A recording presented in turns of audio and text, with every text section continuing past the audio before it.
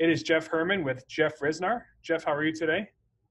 Hanging in there one day at a time, Jeff. Thanks, man. Good. Thanks Good. for having The topic today is how to market in a time of crisis, right? So needless to say, we're in the midst of the coronavirus crisis.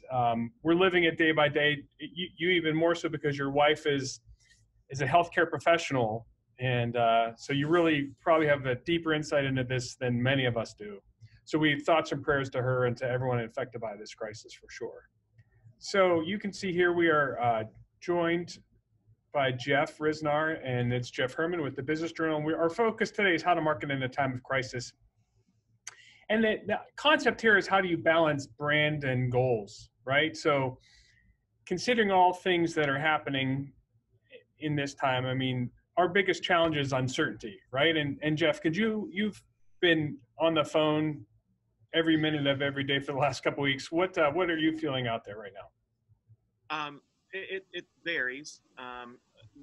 Most people are trying to remain positive and conduct business as usual, and the ones that are succeeding are ones that, when it comes to their brand, the word uncertainty is not even a factor. They've established who they are, they know who they are and what they stand for, above and beyond making money and selling a product or service that they have. You know, one of the most important things that a brand can do is understand why they got involved in the first place. And while all of us are here to make a living and to provide for families and loved ones and have a career, you know, you get involved and you start a business or you become involved with your career because there's something more than just the financial rewards and aspects that it brings. So that brand, whether it's for a business or for an individual, it has to be established and has to be leveraged and communicated every day. And if done properly, when times like this arise, those are the morals and those are the values that you fall back on that carry you through this. It's the momentum that allows you to soften the blow from the fall that we're going through and really ride out this storm. So, you know, in talking with a lot of our clients and a lot of my friends across the country and the globe who are dealing with this, the one thing that they fall back on is we've got a good system in place. We've got a good brand in place. And I think you're going to see the brands that start to separate themselves from everybody else are those that have put in the legwork and invested the time and the resources into establishing who they are, and more importantly, why they're here above and beyond else other than making money. All right. So you're saying that the uncertainty is around us, right? Those are factors outside of our control. Yeah, it always is. Yeah, the certainty, if you know your brand, your core values of your brand, kind of what you aspire to do and how you operate every day, if those remain consistent and you've always had those, you always relied upon those, that's where you focus. So really zero in on the target versus having this large target and getting overwhelmed. Stay true to the core, the focus, leaning on your core values, right? Yeah, absolutely. It's very easy to get overwhelmed. I mean, look, as a small business owner, I mean, I'm overwhelmed. The amount of decision making and forecasting and strategies that go in place to not only protect the clients we serve, but most importantly, protect our own team members and our own households is overwhelming. The biggest uncertainty is when all of this will end, and approaching that with the mindset that this is the new normal and that this is how we're going to have to operate is really the mindset that we've established and embraced just within our own company.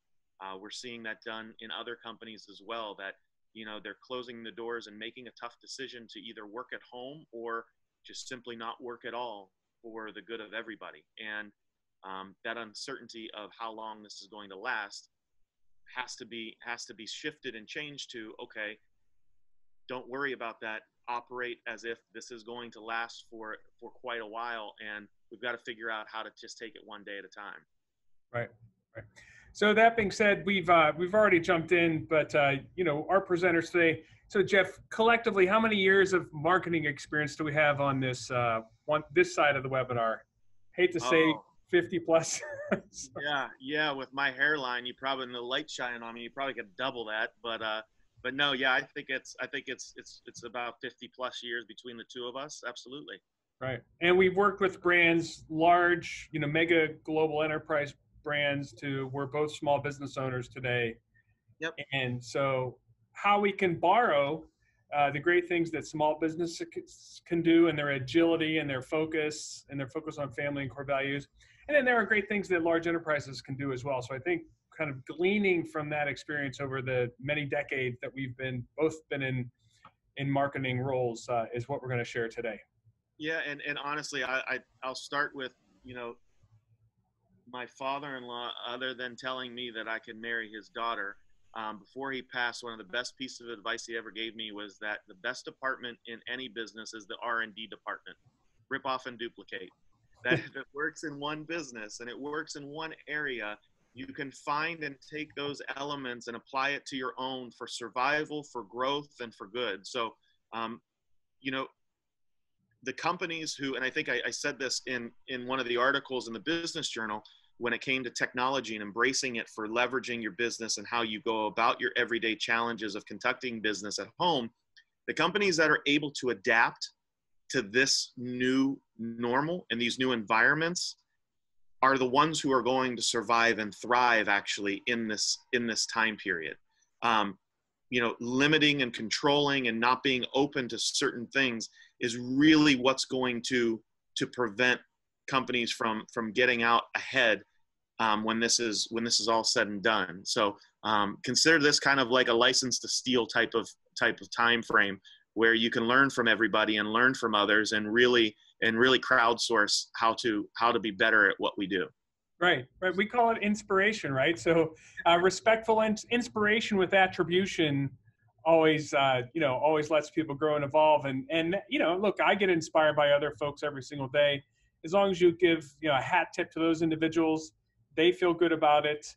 They know they're contributing to someone else's growth and ideation plan. So I completely agree with that advice on how to market in a time of crisis. And we both see this, I know, as a leadership opportunity, correct? I mean, this is when there's so much noise around you, there's ambiguity, there's uncertainty. This is the time to lead. This is the time to step up and to really embrace this situation, correct? I mean, is that what you've seen, Jeff?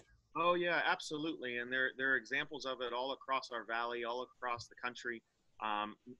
None more greater than Dr. Acton, who's from our area, and how she's leading with our governor.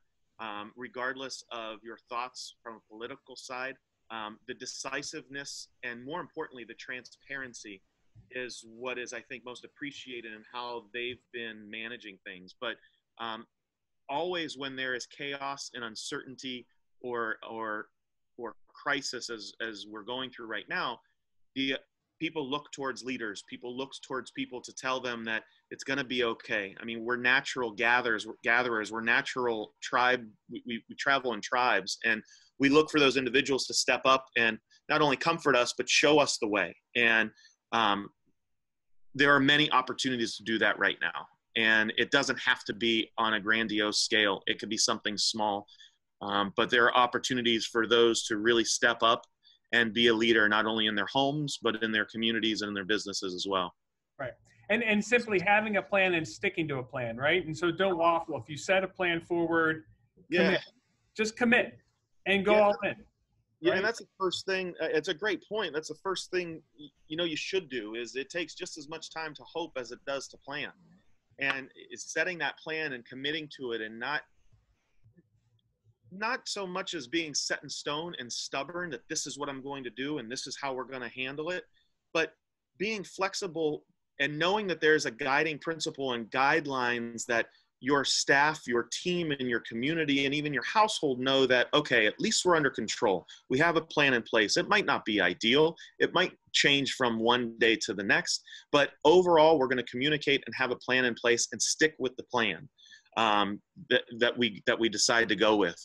It's hugely beneficial, and it takes a lot of stress out of it. In a time where we're looking at financial stresses and just basic survival needs and necessities of food and shelter and rent and utilities, leaders in those spaces are stepping up and saying, look, it's not about the money. We say money doesn't lead, it follows. And we're seeing those leaders step up and show that the right thing to do is not always the most cost efficient, And it's not always the easiest, but leaders know when to make that decision for the greater good and definitively say, all right, this is what we're doing. Let's go. Right. And short-term pain may result in long-term gain as well. Yeah, I mean, it's passing on the quick nickel for the slow dime. I mean, that's really what it is. You know, it's very easy to say I'm going to go out and this isn't real, or I'm going to keep conducting my businesses the way that I'm conducting it, or meeting people the way that I'm used to meeting them for my own personal benefit and because it makes me comfortable.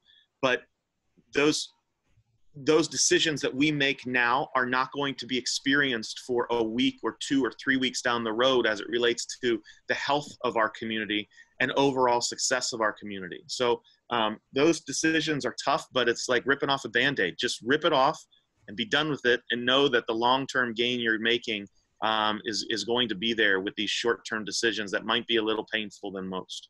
Right, right.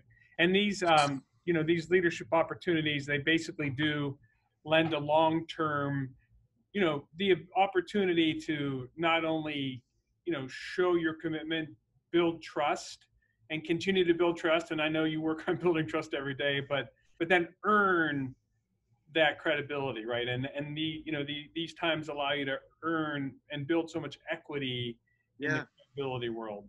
So.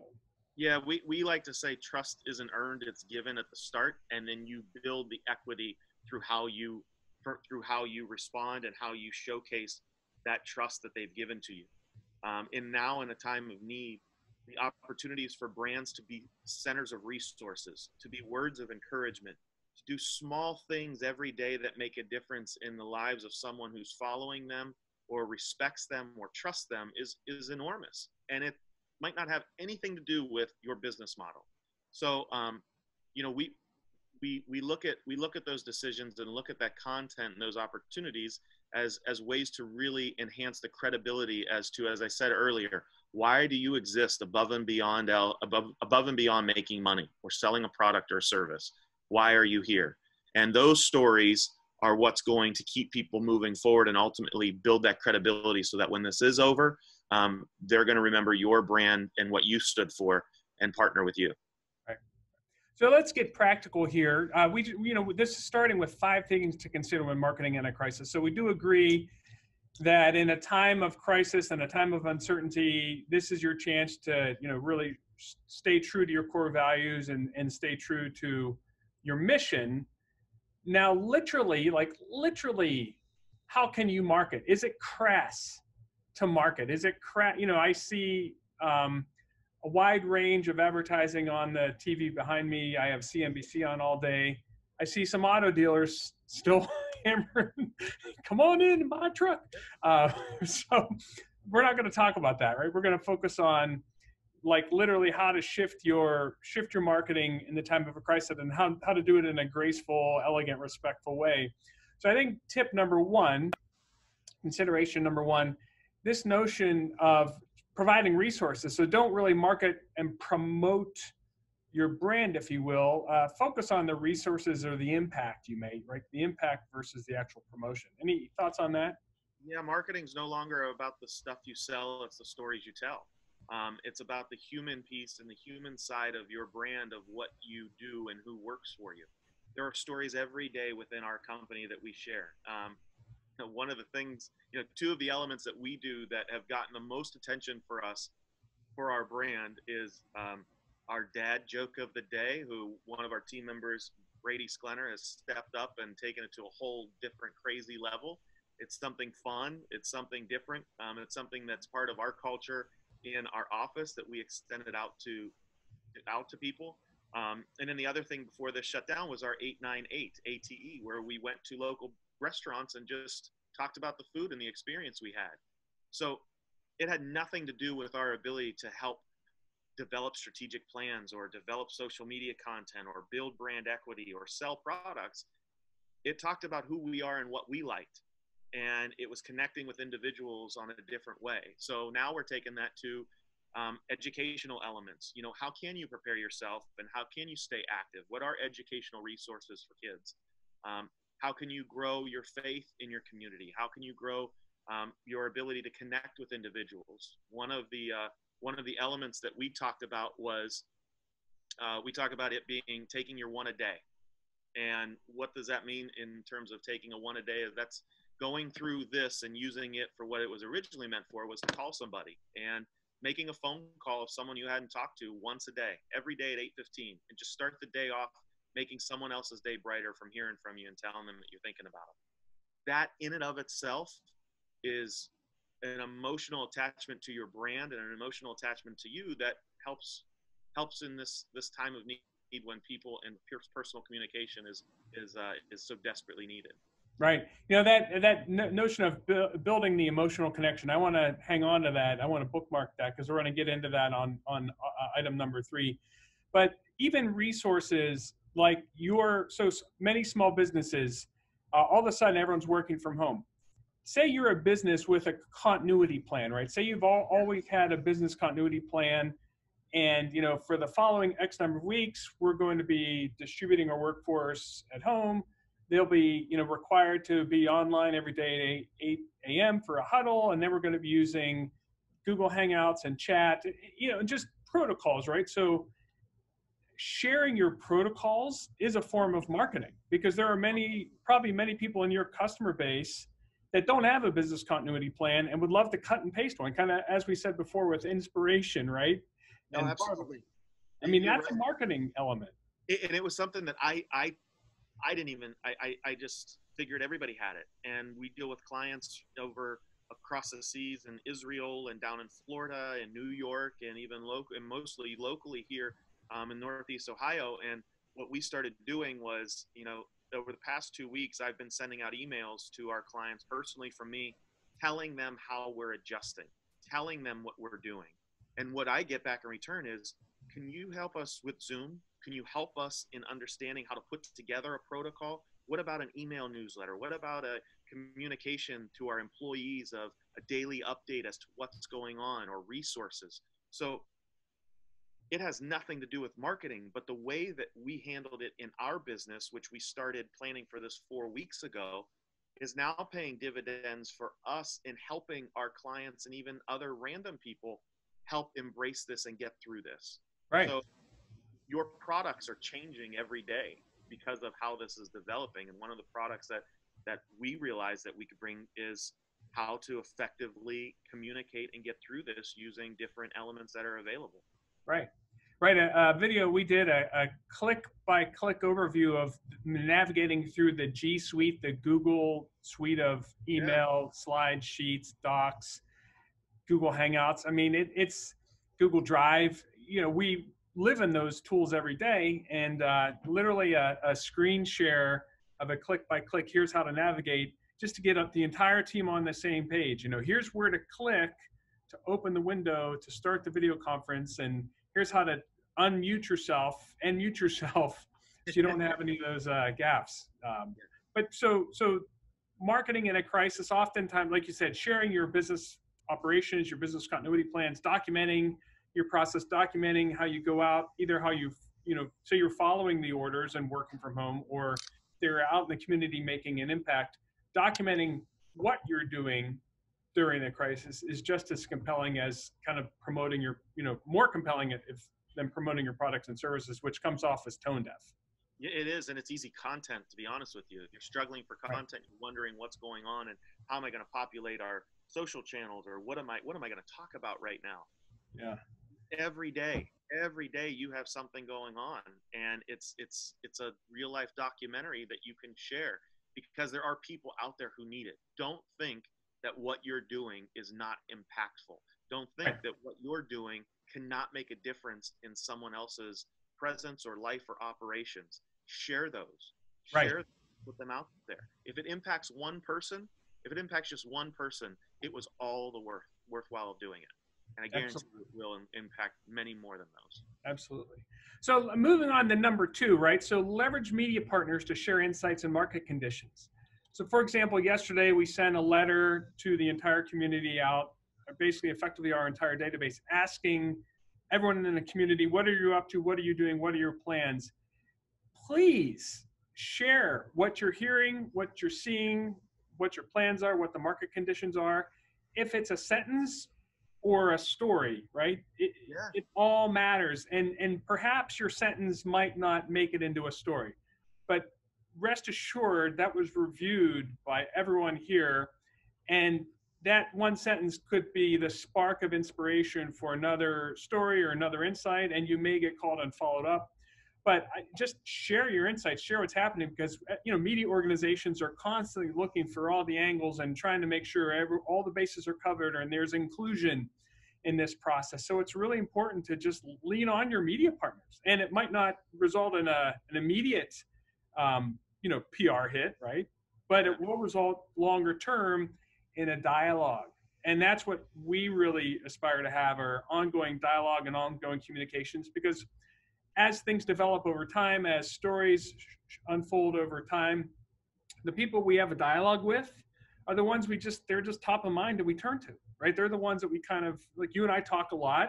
Mm-hmm. So the first, person I thought of was like, well, geez, we have a lot to say. We share a lot of the same concepts here. Yeah. I think Jeff and I should get together and do a webinar.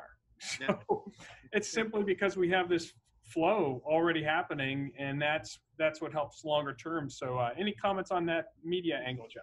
Yeah, we have to realize that we also, as businesses and as consumers to these media outlets, have a responsibility back to them.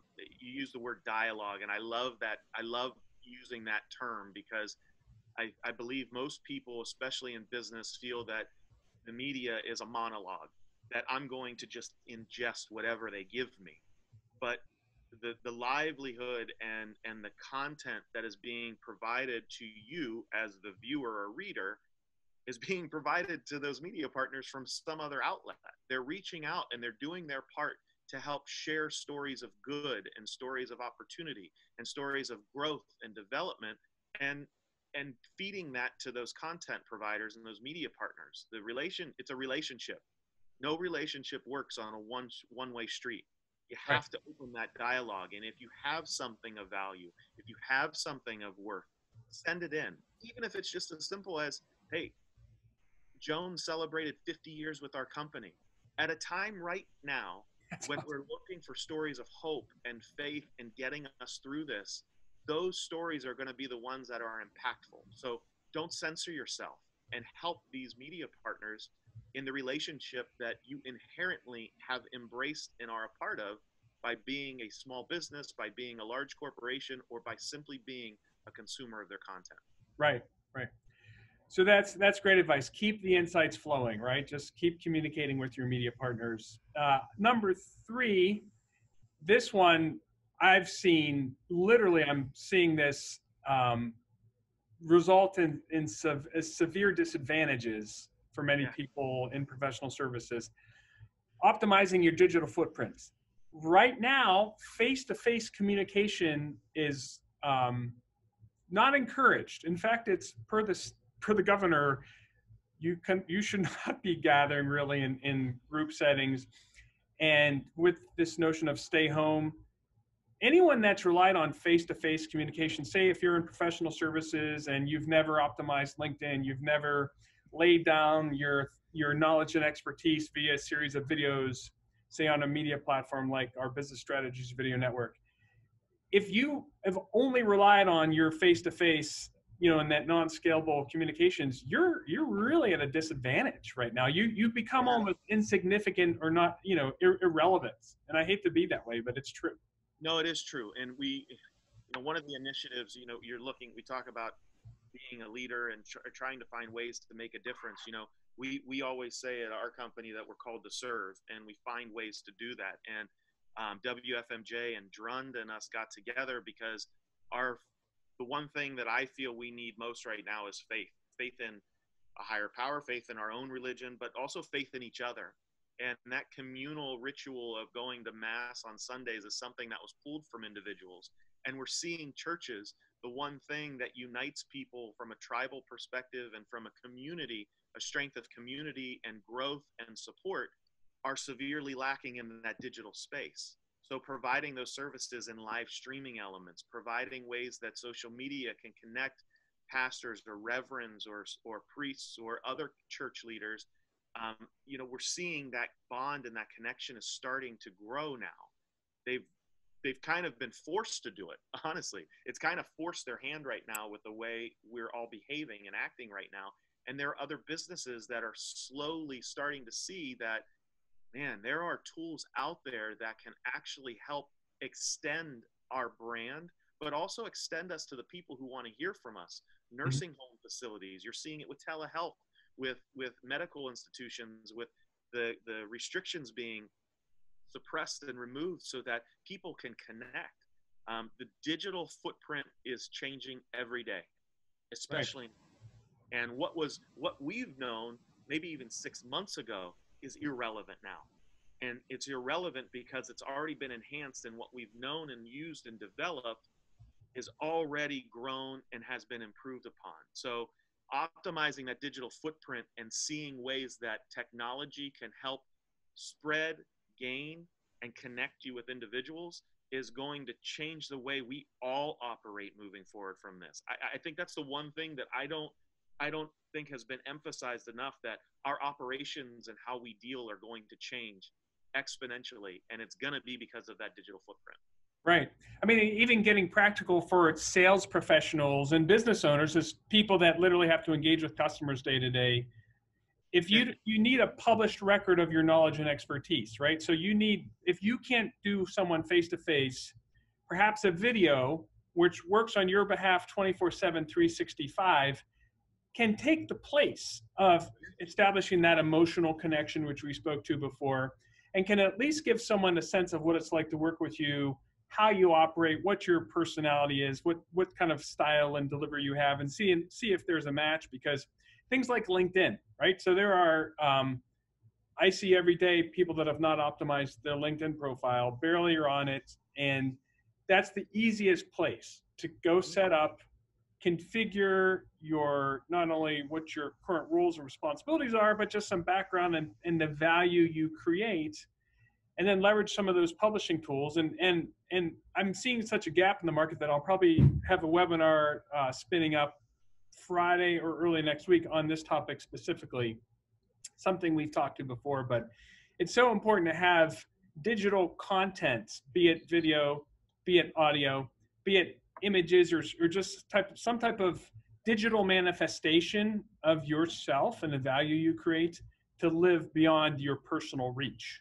Yeah, and video is king. Video content is shared and ingested 12 times more than any other piece of content you have. The most challenging part is, let's be honest, no one enjoys looking at themselves on the screen. I have my screen up here right now of my video, and I'm like trying desperately not to focus on me and focus on the screen, because we have that self-conscious and that governor inside of us that we're always picking out either our imperfections or what we could be doing differently or how we compare with someone else. But the fact of the matter is, you've got to get over your own maybe insecurities with video and post it, because others are looking for that right now, and that's how they're going to add credibility to your own brand, both as a company and as an individual. It's right. One of the hardest things is getting over that hump. Right. I mean, honestly, authenticity matters more than polish. Oh, absolutely. It wins. I've tested this many, many times. Being authentic, being who you are, gaffes and all, is way better than a polished, perfect presentation, which seems a little disingenuous almost these days.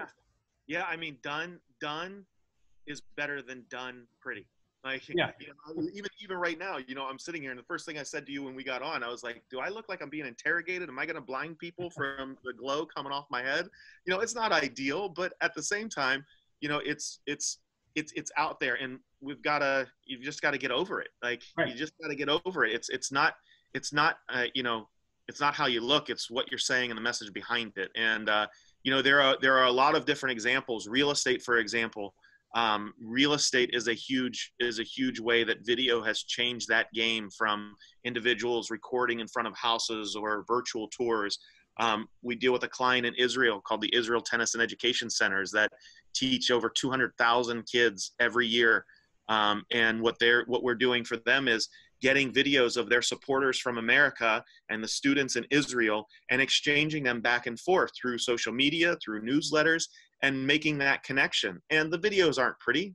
You know, the videos are raw, but they're real and they're authentic, which is the word that I think most of us need to embrace and understand what it truly means. That authenticity is really the gem of how it's going to work for you. Be who you are. Be real. Right, right. You can't change it, and that's why people actually love you, because you're real. And who you are on screen is this. If it's the same as you are on person, you kind of leap ahead on that trust and credibility curve. Yeah, and it's really, I mean, I'm censoring myself right now. My language is a little more colorful, as Jeff could probably, Jeff and a couple people on the call right now who are watching will allude to. But like I'm when I go on, I'm not afraid to say the words that I normally say when I'm talking with someone. It might be a little coarse. It might be not off color, but it might be not really PG rated. But that's who I am, and it breaks down that barrier of, when you interact with me, you're going to see me for who I am, and I'm not going to sugarcoat it. And it adds that level of credibility, and it is real. We're in real times, and they want to see the real you, Right. not a cardboard cutout. Absolutely. So to keep things moving, going to number 4, focusing on the future. Thoughts on we will get past this, right? This is a virus. It will time out. The right tone and posture, how appropriate is it to focus on the future? Does that seem tone deaf, or are there ways to get around that?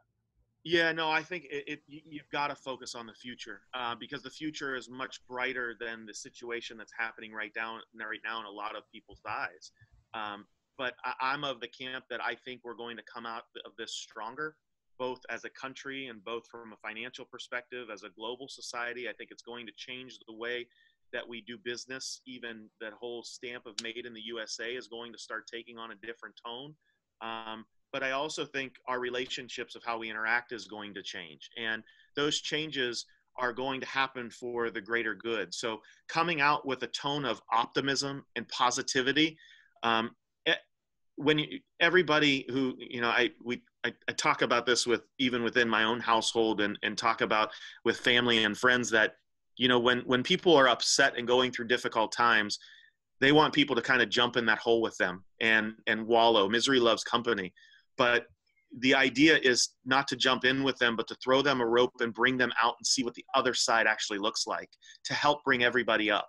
So focusing on the future and what this will mean from a positive perspective, your tone and your posture and smiling are huge things that can make the content that you're delivering in your brand that much stronger. Absolutely. And then lastly, in this last item, number 5 here, amongst many more, comes from our friend Jim Hauk. And last week, Jim and I were talking. Something that we could easily overlook is, you know, a lot of times, to be efficient and effective, we schedule social media posts weeks ahead of time, right? You kind of know what those things that you scheduled a couple weeks ago hitting now seem a little off. Check the pre-scheduled programs, you know, emails, automated emails, social media posts, and make sure you modify them appropriately, right? Yeah, we put together social media content and our content strategy for our clients a month in advance. So we're already presenting April and going through everything that we have for April. So, you know, the first day that we knew that this was going to happen and we were going to be at home as a team, you know, we went through all those posts and made sure that, okay, what are we posting and is it right? We had to make changes. And you know, like I said, having a plan is better than not having a plan at all, even if you have to adjust it.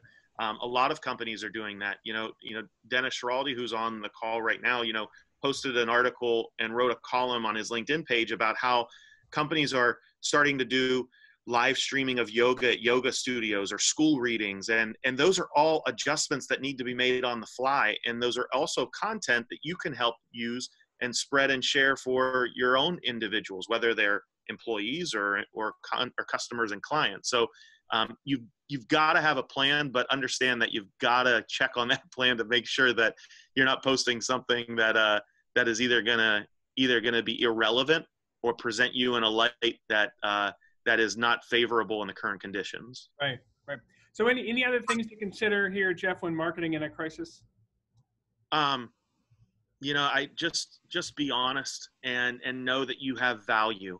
Know that you bring value to the table and that there is trust. I got a message from someone on here that called it the trust belt. We're known as the rust belt usually, but that trust belt is really what the digital footprint is starting to create.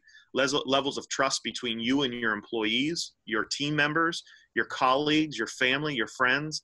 That authenticity is going to be huge, because that connection point that they're used to dealing with you on is taken away because of our containment at home and our social distancing. So be authentic and be you, which means relying on the brand and the morals that you establish your company on for existing above and beyond all else other than making money. Right, right. No, that's great. Couldn't have said it better. So I think at this point, we will take questions. I know we actually already had a couple questions coming in yesterday when we posted. Oh, awesome. The registration. So one question I have from a nonprofit, how do you balance, in this current situation, long-term fundraising goals to keep the lights on, just things you must do, versus really directing resources to, say, immediate needs, really solving problems immediately for the community? How do you balance those two? Yeah, those are the business and organizations that I look at and am worried about, because and we deal with a lot of them. Like I sit on the Boys and Girls Club board of directors, and Jermaine there has really done a nice job of balancing wants over needs, and I think that's where it comes down to. The Israeli Tennis Center I talked about, we're talking about a strategy of balancing wants and needs. You want to make those asks. There are balls and charity events that are going on, and we're looking for donors and trying to get money in to support those initiatives. But right now, there are a lot of individuals and even companies who aren't sure where their financial state lies and what this is going to do for them. So you've got to look at things and evaluate them as a want and a need, and leverage those and take that list and then organize it as a plan of how you're going to go about doing this. For several different nonprofits that we work with, including, the Heart Association, which my wife and I are chairing the Heart Ball this year, it was a tough decision, but we had to move it. But we're still going to keep going, and we're still going to do it, because that is going to help a lot of people. It's a one event that drives a lot of support from our community, but smaller opportunities and smaller donations and requests that usually are done, we're kind of tabling because it's just not the right time or place. Right. And to the extent you could even quantify the impact. Oh, so yeah. If you, really just, instead of the feel good, right? In great times, people can give you money because they feel good and it feels good. That doesn't work, right? In a time of crisis and a time of, uncertainty. So literally quantifying the impact, this money, as the famous $1 a day campaign will feed X number of children. I mean, it's how true. You can quantify the impact that you're making, and the fact that money is fuel, right? Money is fuel, and it fuels the mission, and it fuels the organization to do the good work they're doing. And you shouldn't apologize for wanting money. I mean, it's just straight up. If you're on a mission and you are doing great things, you need that fuel. Yeah, and you talk about quantifying it. For the tennis centers over in Israel we're working with, we just got done with a tour down in Florida raising money, and that was what we did. We said, okay, a $1,000 donation provides education, a scholarship for one student to attend their centers for the year. So you equate that and you look at that as, holy cow, $1,000 can educate one child in need in Israel at these centers. It puts it into perspective, the value, not the cost. And that's, I think, is where nonprofits can really do their biggest switch and their biggest transition. Is it's not a cost, there's a value to it. A $5 donation equates to something more than just $5. What does that grow into, and what does that mean? So I think taking that perspective is huge. Okay. Well, that's, I think as far as we tackled a lot of the questions that I'm seeing here through the course of the conversation. Yeah. I think at that point we're coming up on our 45-minute window. So I know that we all have to keep moving and keep hustling throughout the day. So any parting thoughts, Jeff, before we sign off? No, I think it's just, we'll get through this. Everything's going to be all right. It will. It's going to take a difference and a change in the way we do things. But change is not always a bad thing. Change means we're improving and we're getting better and we're moving forward instead of backwards. So, so please realize that and over communicate. Pick up the phone and call someone, FaceTime someone. Don't hide behind a text or an email. You've probably seen enough of my and Jeff's face for a while, which is fine. But there are other people you call and connect with, and just let them know that you care, because I think that's going to be the biggest thing that'll get all of us through this whenever it ends. So I appreciate you having me on, Jeff. I really do. And everybody who attended, thank you very much. And God bless all of you, and take care. Yeah, thank you, Jeff. And look, in a time when if you educate your market, or you'll dominate, right? So that's a phrase we've used for quite a while: educate to dominate. Yeah. And that's just an alternative marketing method, alternative to straight promotion, but it means a lot now more than ever. So educate your audience, dominate your market, and that education earns trust and credibility, respect, trusted advisor status. And now is a great time to market in a time of crisis. Take that leadership position. Don't hold back, right? Move forward. Grab it, own it, and take this ambiguity and uncertainty and make it your own. Absolutely. So, all right. Well, thanks everyone for joining today.